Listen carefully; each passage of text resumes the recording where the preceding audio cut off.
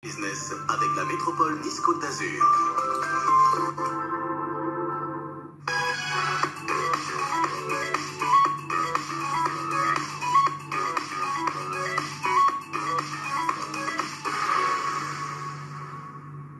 Bienvenue dans Azur Business en partenariat avec la Tribune comme chaque semaine. Ce soir, nous allons être à la frontière entre l'économie, le business et la philosophie. Bonsoir Laurence Vanin. Bonsoir.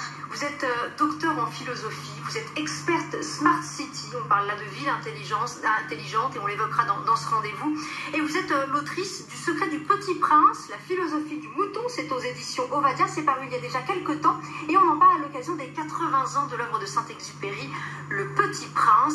Alors d'abord, question aussi large que spécifique, qu'est-ce que notre économie en 2023 a à apprendre du Petit Prince? Qu'est-ce qui dans Le Petit Prince fait écho à l'économie d'aujourd'hui? Déjà, Le Petit Prince voyage à travers tous les astéroïdes et on a un astéroïde tout particulier où il rencontre un businessman.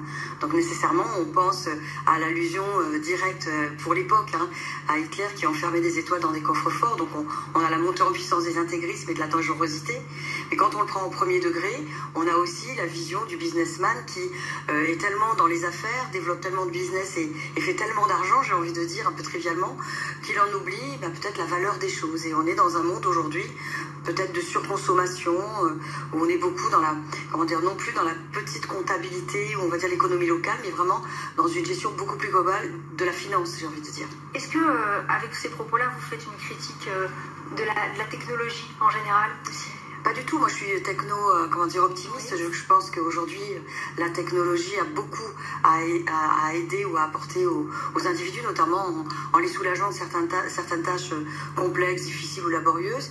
Mais en même temps, il faut avoir des garde-fous, comme disait Saint-Exupéry, il faut savoir voir plus loin que la simple apparence pour se rendre compte qu'il y a des algorithmes qui peuvent aussi guider nos actions et qu'il faut être un peu vigilant parce qu'il ne faut pas trop déléguer de décisions à la machine. L'humain doit rester au cœur de toutes ces décisions. Donc chez Saint-Exupéry, vous n'y voyez pas une critique de la modernité, mais plutôt un appel à dépasser les apparences? Oui, dépasser les apparences et surtout on a un penseur, philosophe et en même temps on sait que c'est le grand pilote qui a marqué la TECOR. Je pense que cet aventurier est aussi d'un côté un poète et d'un côté un homme de la mission, un homme raisonnable.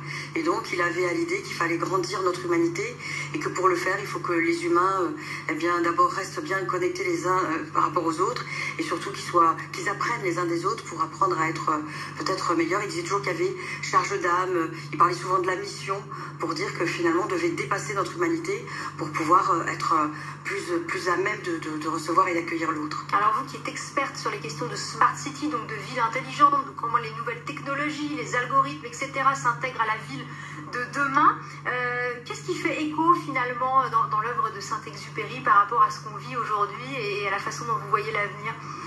Déjà, il dit souvent qu'il faut nettoyer sa petite planète, donc on a vraiment à l'esprit la sobriété dont on nous parle aujourd'hui.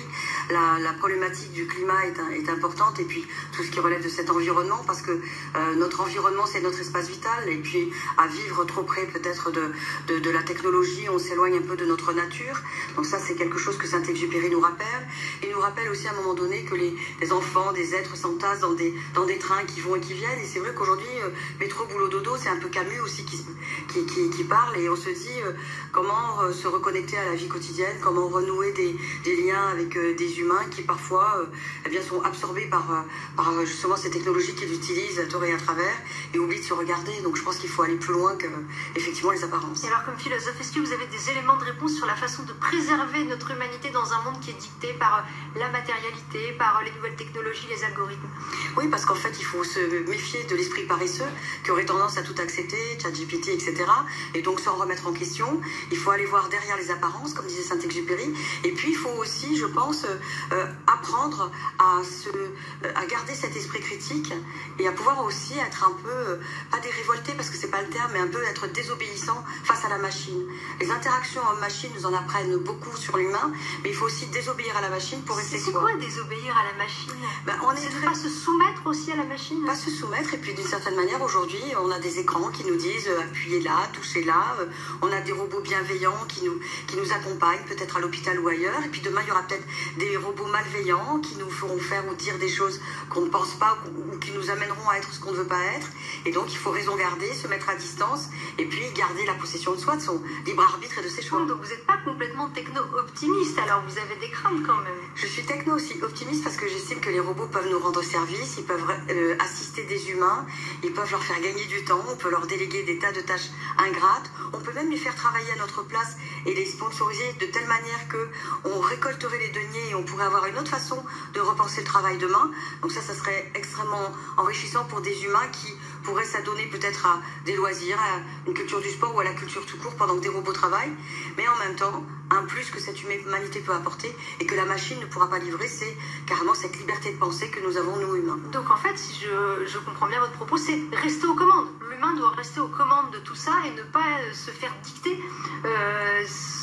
ses opinions, ses comportements par la machine. Exactement, et quand Saint-Exupéry dit qu'il faut arracher les baobabs, ça donne aussi envie de dire prenez connaissance de ce qui se passe derrière les algorithmes, apprenez un peu à maîtriser ces outils pour pas qu'ils vous maîtrisent eux-mêmes, et puis sachons aussi que tous ces appareils que nous utilisons, il y a des personnes qui ont l'avantage de comprendre le sens de ces objets, et d'autres sont dans l'électronisme, donc il faut aussi penser à inclure tout un pan de la civilisation ou de la société. L'enjeu, il est là, parce que ces nouvelles technologies, elles peuvent aussi servir à une partie de l'humanité qui en a servi une autre encore davantage. Oui, surtout quand on pense aux questions de souveraineté, qu'on se dit à qui appartiennent les grandes plateformes État qui vont nous donner la disponibilité ou l'accès à des clouds. Et donc, on a une souveraineté nationale européenne à repenser, soutenue par une doctrine des droits de l'homme qui serait plutôt vertueuse.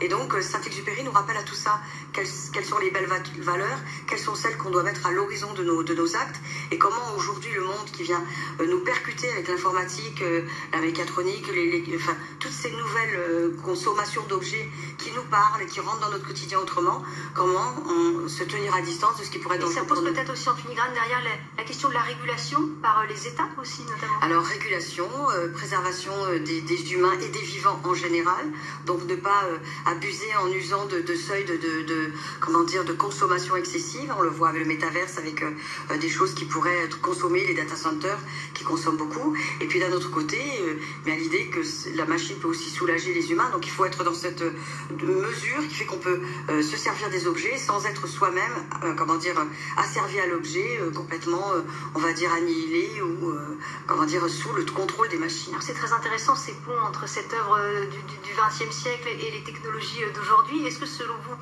Saint-Exupéry avait quelque chose de visionnaire ou bien c'est aujourd'hui une relecture que l'on fait de lui?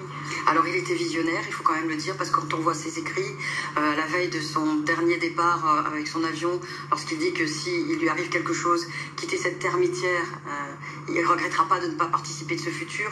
Donc il a une conscience, il a vraiment la grandeur d'âme, donc bien évidemment il a la conscience de la charge de cette humanité qui est en perdition.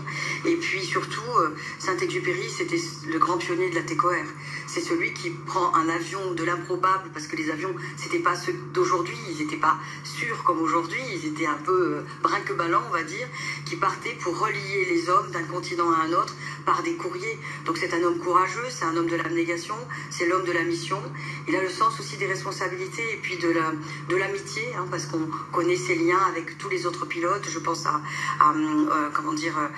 Dora qui dirigeait les pilotes à la TCOR, mais on a tout un ensemble de pilotes qui étaient avec lui, et on se dit, comment Saint-Exupéry, avec Mermoz, avec Guillaumet, se fédérer, donner du sens à ses courriers, et on se dit, de l'autre côté de la ligne, il y avait quelqu'un qui recevait une lettre d'un être aimé, d'un être cher, et je trouve que pour l'époque, c'était absolument fabuleux d'être un pacifique désert, j'ai envie de dire, quelqu'un qui pacifiait les hommes. Peut-être un mot sur la place du nomadisme, là aussi, s'il y a un lien à faire aujourd'hui entre le Petit Prince, qui à sa façon était un peu nomade, c'est vrai. Aujourd'hui, il y a une place pour le nomadisme, peut-être une place donnée au nomadisme grâce à ces nouvelles technologies. Alors moi, je me dis nomade moi-même, parce que je trouve qu'aujourd'hui, nous vivons comme des nomades dans nos villes, puisque nous passons d'un lieu à un autre, et parfois même nous habitons à la périphérie, donc nous empruntons des transports en commun. Demain, il y aura peut-être plus de voitures autonomes, il y aura peut-être plus de drones, peut-être aussi, et en même temps, tous ces mouvements de foule, puisque la Smart City, c'est une concentration d'individus qu'il va falloir gérer en gérant les économies d'énergie, etc. Tous ces individus qui sont nomades demeurent dans les lieux, les observent, ils habitent le monde. Et donc, si on habite le monde, on le reconnaît autrement. Et d'ailleurs, Saint-Exupéry dit si j'avais quelques minutes à perdre, au lieu de prendre une pilule contre la soif, je marcherais vers un puits. Merci beaucoup, Laurence Vanin, autrice du Secret du Petit Prince, la philosophie du mouton, séparée aux éditions Ovadia. C'est l'occasion, les 80 ans du Petit Prince, de lire cet ouvrage. On vous retrouve, je crois, en dédicace pour le Salon du Livre de Nice dans quelques jours. Tout à fait, avec un immense plaisir. Du 3 au 5 juin. Merci vraiment à vous.